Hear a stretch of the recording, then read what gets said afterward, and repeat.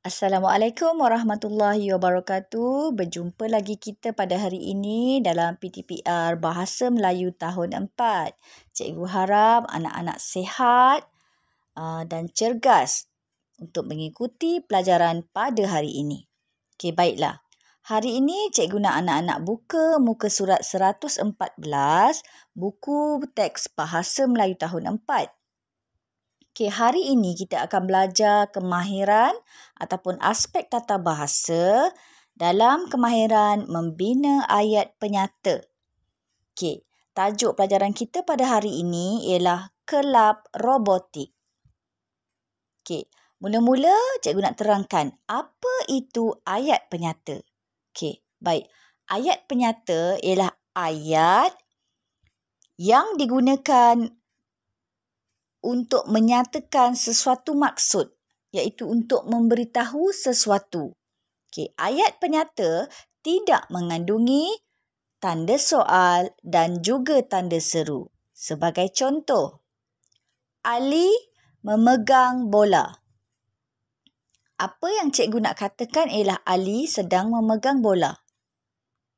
Berbeza dengan ayat, wah, cantiknya rumah kamu. Di belakang akhir ayat itu memerlukan tanda seru. Begitu juga dengan ayat ini. Di manakah kamu membeli basikal itu? Maka di akhir ayat ini akan ada tanda soal. Okey, jadi dapat tak anak-anak bezakan ayat penyata, ayat tanya dan juga ayat seru? Ayat penyata dibina tidak menggunakan kata tanya, tidak menggunakan kata seru dan juga tiada tanda soal dan juga tiada tanda seru.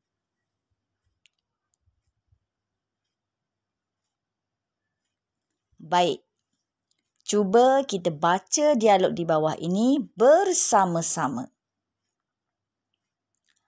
Alif telah menyertai pertandingan robotik. Dia ingin berkongsi pengalaman dengan ayahnya. Cuba kita perhatikan ayat yang pertama cikgu baca tadi. Alif telah menyertai pertandingan robotik. Ayat tersebut merupakan ayat penyata kerana ayat ini ingin memberitahu bahawa Alif telah menyertai pertandingan robotik. Ayat ini juga dibuktikan sebagai ayat penyata kerana tiada tanda soal dan tiada tanda seru. Okey, baik, kita teruskan. Ayah, saya menjadi juara. Tahniah Alif, bagaimanakah pertandingan robotik pada hari ini?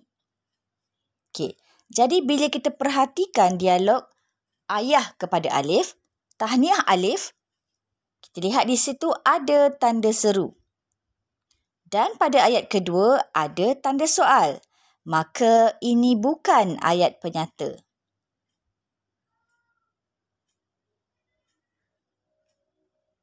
Baik, kita teruskan baca dialog ni. Pasukan saya telah mendapat tempat pertama untuk kategori sekolah rendah. Kami akan ke pertandingan peringkat kebangsaan tidak lama lagi. Pertandingan robotik pada hari ini sangat sengit. Banyak pasukan yang hebat menyertai pertandingan ini. Okey, dialog dalam kotak biru yang diujarkan oleh Alif ini adalah ayat penyata. Kerana apa buktinya? Kerana ayat ini tidak mengandungi tanda seru dan tidak mengandungi tanda soal. Ayat ini juga tidak mengandungi kata seru dan tidak mengandungi kata tanya. Jadi, kita teruskan. Wah, hebat sungguh pasukan kamu, Alif. Okey, baik. Dialog ayah Alif ini ialah ayat seruan. Bilakah pertandingan robotik peringkat kebangsaan akan diadakan?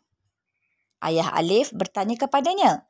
Kalau kita perhatikan ayat ini ialah ayat ayat tanya kerana mengandungi kata tanya dan mengandungi tanda tanya. Kemudian, pertandingan tersebut akan diadakan pada bulan hadapan.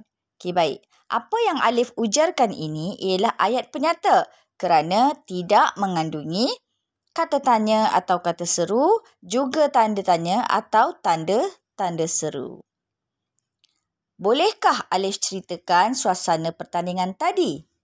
Kemudian, ini adalah ayat tanya kerana mengandungi tanda tanya.